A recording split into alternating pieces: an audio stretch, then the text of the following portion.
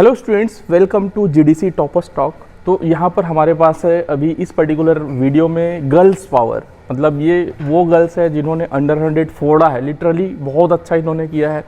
और गर्ल्स को बहुत सारा चीज़ होता है कि भाई पढ़ाई में बहुत सारे हर्डल्स आते हैं, कई बार नहीं भेजते, तो ये वो गर्ल्स हैं जिन्होंने वो सब हर्डल्स को पार करके बहुत अच्छा स्कोर किया है। ठीक है, तो सबसे पहले हम लोग जानते हैं इनका इंट्रोडक्शन कि पहले आप अपना नाम बताएं, उसके बाद फिर आप अपना रैंक बताते जाएं।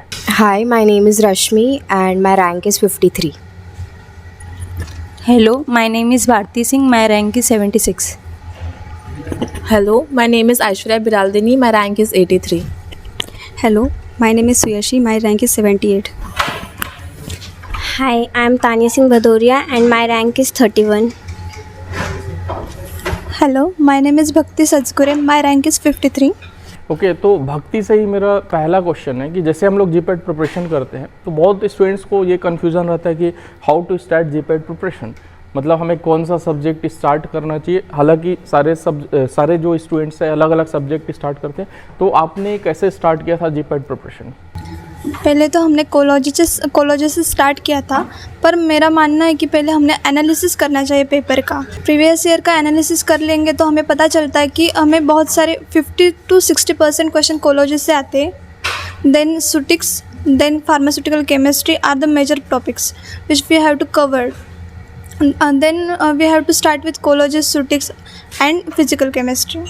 ओके, नेक्स्ट क्वेश्चन है मेरा ऐश्वर्या से। ऐश्वर्या, आप ये बताइए कि हम लोग जीपैट का प्रिपरेशन करते हैं, उसमें बहुत सारा सिलेबस होता है, तो वो सिलेबस हमें कितना कवर करना चाहिए?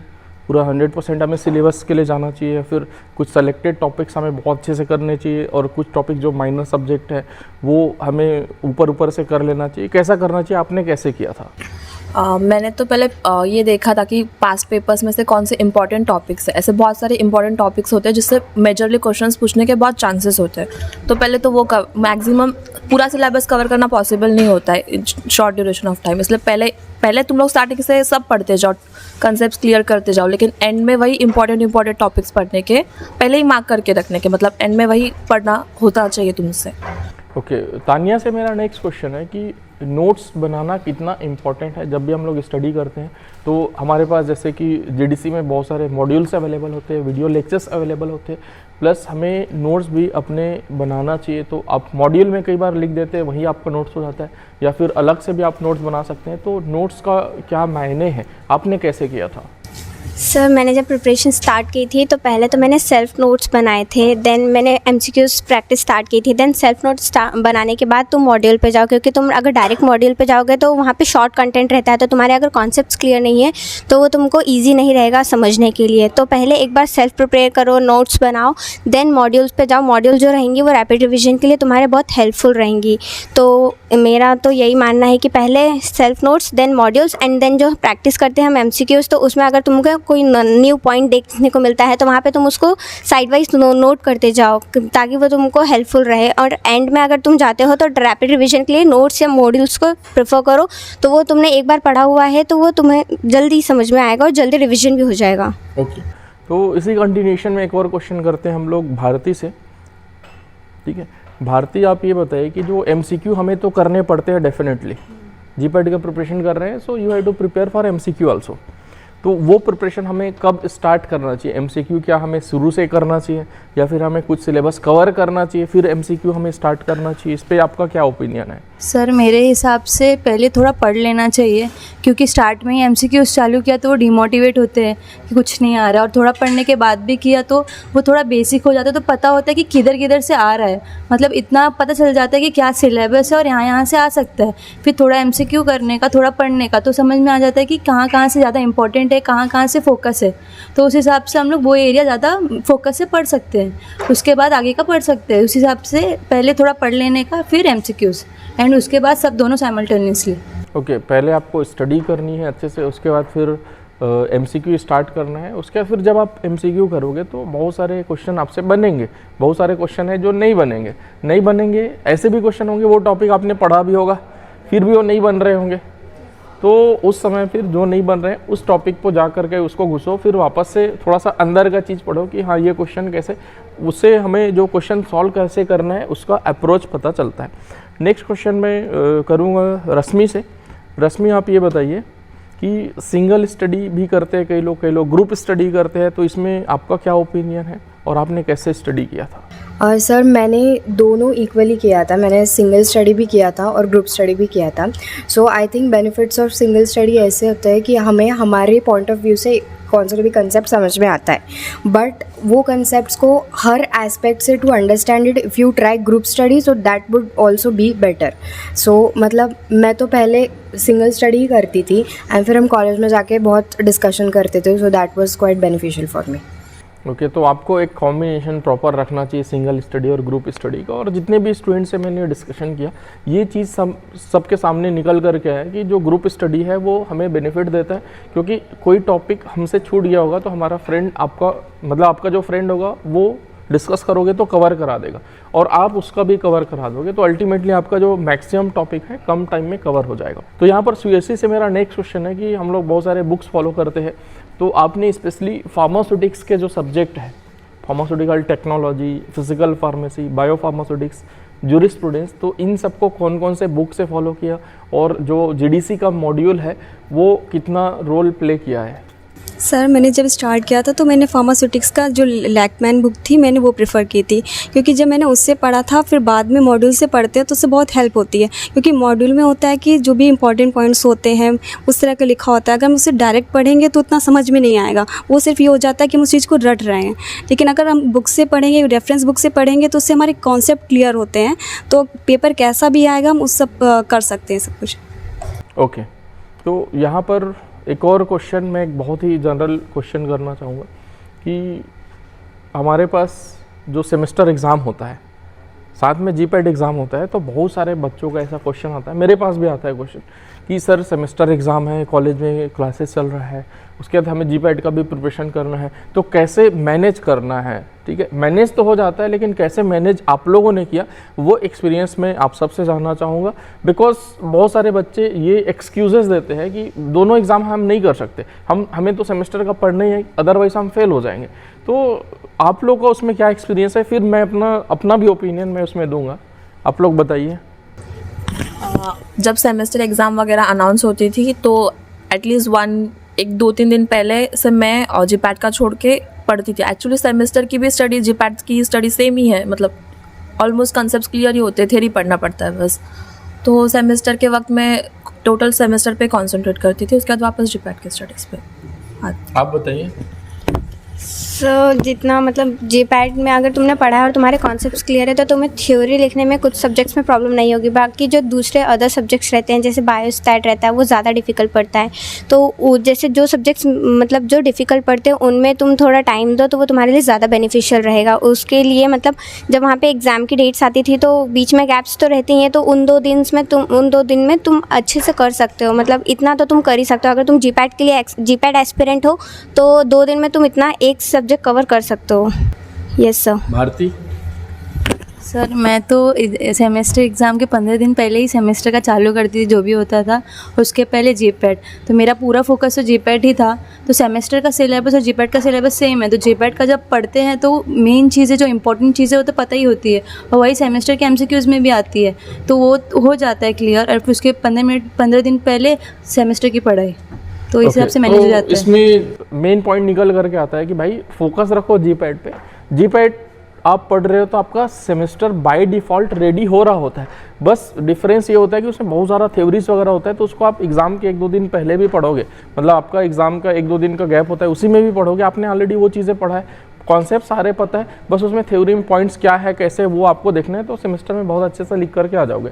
यहाँ पर एक और चीज़ है मेरे हिसाब से जो पॉइंट्स है वो ये है कि आप सेमेस्टर एग्ज़ाम के परसेंटेज पे बहुत ज़्यादा मत भागिए, आप जीपैट के पीछे भागिए, है ना, आपको अच्छा इंस्टीट्यूट मिल जाएगा। सेमेस्टर में आपका 2-4-5% कम भी हो जाता है, वो डजंट मैटर, ठीक है, क्योंकि जीपैट आपका जो है करियर को काफ़ी आगे तक ले जा सकता है। तो यहाँ पर एक जो गर्ल्स के साथ प्रॉब्लम आता है कि आपको जो अपने घर की रेस्पॉन्सिबिलिटी है वो थोड़ी ज़्यादा होती है, कई बार आपको घर का काम करना पड़ता है, खाना भी बनाना पड़ता है, अपने छोटे भाई बहन है या फिर जो भी है उसका केयर भी करना पड़ता है, इन सब के बावजूद आपको पढ़ाई भी करनी पड़ती है, उसके बाद भी आप लोगों ने बहुत अच्छा रैंक लाया, तो उन सब चीज़ों को आपने कैसे मेंटेन किया, क्या क्या हर्डल्स है आपको और उसका सामना आप लोगों ने कैसे किया? तो yes sir, my mom is a working mother, so उनका भी शेड्यूल हमारे जैसा ही होता था, like every morning she has to go. So मुझे मदद करना, like it was my duty to help her.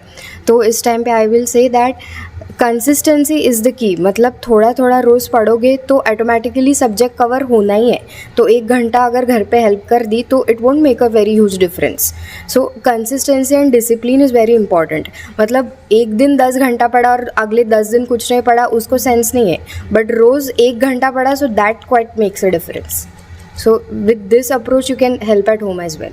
Yes, आप बताइए भक्ति. सर, मेरे हिसाब से हम पढ़ाई कब तक कर सकते हैं? 4 घंटे 5 घंटे.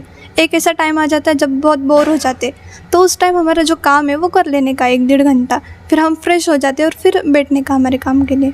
ओके, तो आप प्रॉपरली एक बैलेंस रख सकते हो कि आप थोड़ा सा काम भी कर लो और पढ़ाई तो डेफिनेटली आपका मेन फोकस होगा.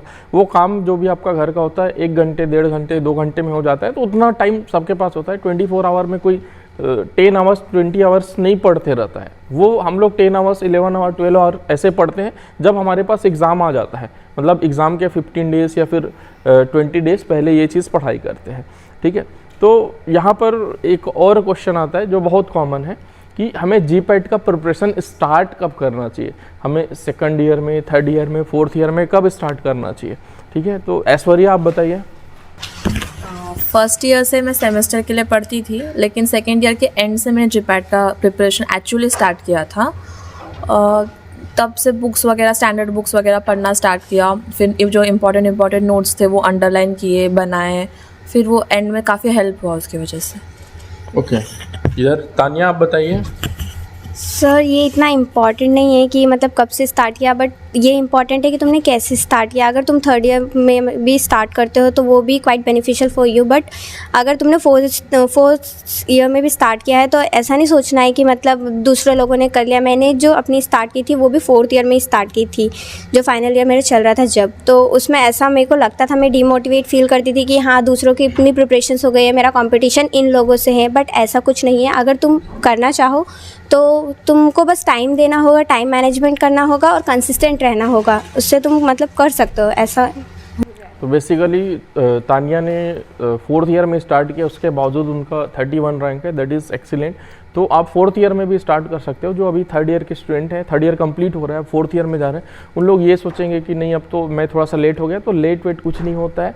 अभी आपको एफर्ट मारना है, अपना फुल एफर्ट मारना है. डेफिनेटली आपका रैंक भी अच्छा आएगा. ठीक है, तो यहाँ पर इस पर्टिकुलर जो सेशन में आप सभी का हम लोग मैसेज लेना चाहते हैं कि आप अपने जूनियर्स को क्या मैसेज देना चाहते हैं जिससे उनका बेनिफिट हो, उनका भी अच्छा रैंक आए, नेक्स्ट ईयर 2023 में वो अच्छे से फोड़े, और उसके बाद फिर उन लोग भी ऐसे डिस्कशन में शामिल हो, अपने जूनियर्स को ये चीज़ें बताएं, फिर ये चलता रहे. मतलब हर साल नेक्स्ट ईयर भी बच्चे क्वालिफाई करेंगे, तो उनको एक गाइडेंस चाहिए होता है. तो आपकी तरफ से उनके लिए क्या मैसेज है? एक मतलब 2-3 की पॉइंट्स जो फॉलो करेंगे तो डेफिनेटली उनको सक्सेस मिलेगा. Yes Rashmi. First thing, I think कि कंसिस्टेंट रहना is very necessary. And second thing, always put in efforts from your side. Like try to मतलब रेफरेंस बुक से पढ़ना ट्राई करो max to max, and minimise करो complications को. As in खुद के नोट्स निकालो, लेस कॉम्प्लिकेशंस करो, सिंप्लीफाई करो सब्जेक्ट्स को, and you will be good too. Bhakti. Sir, मेरा तो मानना है ज़्यादा हम कंसेप्ट पे ध्यान दे तो अच्छा होता है. मतलब हमने ज़्यादा से ज़्यादा रेफरेंस और स्टैंडर्ड बुक पढ़ने चाहिए. फिर हमारा जो एक्सट्रैक्ट है, डाइजेस्टर, वो पढ़ना चाहिए. अगर हमने कंटिन्यूटी रखी ना तो अच्छा स्कोर आता ही है. हमें कुछ टेंशन लेने की ज़रूरत नहीं पड़ती. ओके, तो यहाँ पर कॉन्सेप्ट की बात आ रही है, तो मीनवाइल एक क्रॉस क्वेश्चन मैं करना चाहूँगा कि आपको GDC में बहुत सारे कंटेंट्स मिलते हैं, specially video contents, live lectures होते हैं, रिकॉर्डेड वीडियोस मिलते हैं. तो उसका जो आपका कॉन्सेप्ट है उस पर क्या इफेक्ट पड़ा, कितना फ़ायदेमंद रहा वो? सर, जब हम सेल्फ स्टडी करते हैं तो मतलब हमें थोड़े थोड़े डाउट्स आते हैं, बट हम कॉन्सेप्ट्स भी लगा के हम उसको क्लियर कर लेते हैं. बट फिर भी डाउट रहता है कि ये जो हम सोच रहे हैं, हम जो समझ रहे हैं वो सही है कि नहीं. तो जब हम वहाँ पे वीडियोस देखते हैं या लाइव लेक्चर्स देखते हैं तो हमें वो जो कॉन्सेप्ट रहता है वो एकदम मतलब क्रिस्टल क्लियर हो जाता है. तुम्हें मतलब कोई भी डाउट नहीं रहेगा. और अगर कोई भी डाउट रहता है तो वो जब तुम MCQs प्रैक्टिस करते हो वहाँ पर तुमको एक्सप्लेनेशंस प्रॉपर मिल जाते हैं, तो वहाँ पर तुमको ईजी रहेगा अंडरस्टैंड करने के लिए. ऐसा. ओके, नेक्स्ट ऐश्वर्या, अपने जूनियर्स के लिए मैसेज. मैं इतना कहना चाहूँगी कि रोज़ पढ़ते रहो। एक टाइम आएगा कि तुमको अप्स एंड डाउन्स होते रहेंगे, बट उसका टेंशन नहीं लेना चाहिए। तुम लोग ऐसे अपने फ्लो में पढ़ते रहो बस एंड तक। इतना टेंशन मत लो कि क्या होने वाला है, सिर्फ पढ़ते रहो। प्रोसेस पे आपको फोकस करना है, एक प्रोसेस कंटिन्यूटी बनाए रखनी है, हार्ड वर्क करते रहना है, बाकी रिजल्ट तो आपका आ ही जाएगा। यस, आप बताइए सुयशी। सर मैं तो ये कहना चाहूँगी कि consistency is the key to success and never give up. और जब भी हम टेस्ट सीरीज़ देते हैं तो ऐसा होता है कि स्टार्टिंग मेरे नंबर कम आते हैं तो उससे डीमोटिवेशन होता है, और जो स्टूडेंट होते हैं वो ये सोचते हैं कि मुझे कम आ रहा है, वहाँ से उनका क्या होता है कि धीरे धीरे फोकस भी कम होता चला जाता है। लेकिन अगर हम फोकस बनाए रखेंगे, अगर कंसिस्टेंट रहेंगे, डेली पढ़ेंगे, थोड़ी देर पढ़ें लेकिन अगर डेली पढ़ेंगे तो धीरे धीरे नंबर भी इम्प्रूव होते हैं। बूंद बूंद से घड़ा आप भर सकते हो। ठीक है, तो लास्ट में हम ले लेते हैं भारती का ओपिनियन। सर मुझे तो लगता है कि मिस्टेक सुधारने से ही सक्सेस मिलता है। तो मैं 2 ऐसा पॉइंट बोलना चाहूँगी जो मैंने मिस्टेक किए जिसकी वजह से मैं 76 और टॉप 10 में नहीं हूँ।